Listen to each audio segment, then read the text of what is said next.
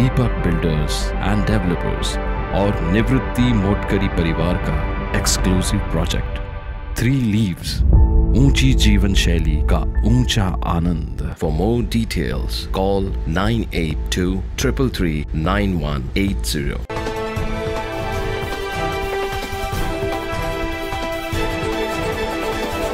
सध्या देशभरासह राज्यात लोकसभा निवडणुकीचे पडघम वाजू लागले। जवळपास सर्वच राजकीय पक्षांकडून टप्प्याटप्प्याने लोकसभा उमेदवारांची यादी जाहीर केली जाते। बुधवारी काँग्रेसकडून लोकसभा उमेदवारांची चौथी यादी जाहीर करण्यात आली। यात धुळ्यातून माजी पालकमंत्री डॉक्टर शोभा बच्छाव यांना उमेदवारी घोषित करण्यात आली। मात्र शोभा बच्छाव या मूळच्या नाशिकच्या रहिवाशी असल्याने त्यांना मालेगाव लोकसभा मतदारसंघातून विरोध होत असल्याचं पाहायला मिळतंय।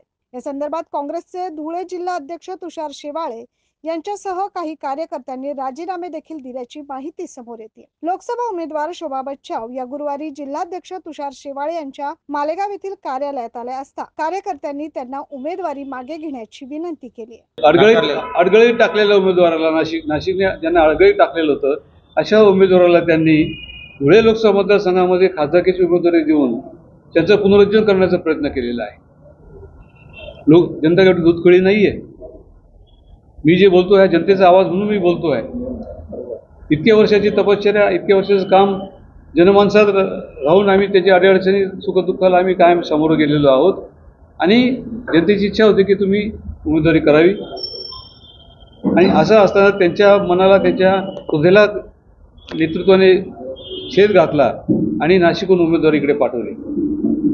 जी उमेदवारी दिलेली आहे त्याचा आम्ही अतिशय मोठ्या शब्दामध्ये त्याचा निषेध करतोय।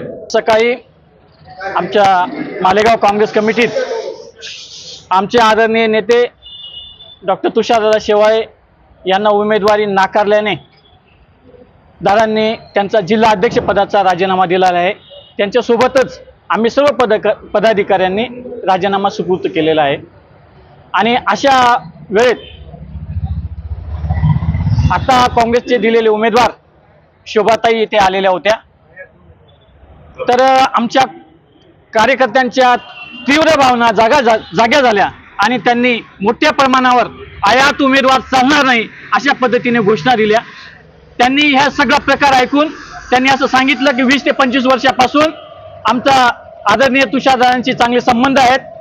मग आमच्या कार्यकर्त्यांनी सांगितलं की बाबा तुम्ही दादांच्या जर मोठ्या बहिणी आहात, आतापर्यंत तुमचं जे प्रेमाचे संबंध आहेत ते जर तुम्हाला टिकवायचं असेल तर तुम्हाला दिलेली उमेदवारी तुम्ही मागे घ्यावी आणि आदरणीय तुषारदादांना उमेदवारी द्यावी, ही मागणी आम्ही केलेली आहे। आणि त्यांचा निषेध करून आम्ही त्यांना कार्यालयातून परतून लावलेला आहे। आयात उमेदवार चालणार नाही अशा मोठ्या प्रमाणावर घोषणा आमच्या प्रत्येक कार्यकर्त्याने हृदयापासून दिल्या आणि खरी वस्तुस्थिती त्यांच्या लक्षात आणून दिली आणि त्यांनी ते मान्य पण केलं। काँग्रेसकडून धुळे जिल्हाध्यक्ष राहुल शेवाळे यांची उमेदवारी नाकारून डॉक्टर शोभा बच्छाव यांना उमेदवारी दिल्यानं विरोध होत असल्याचं बोललं जात आहे। मात्र लवकरच डॉक्टर शोभा बच्छाव यांना कार्यकर्ते मान्य करतील असं दिसून येत आहे। Bureau report 9 news Maharashtra.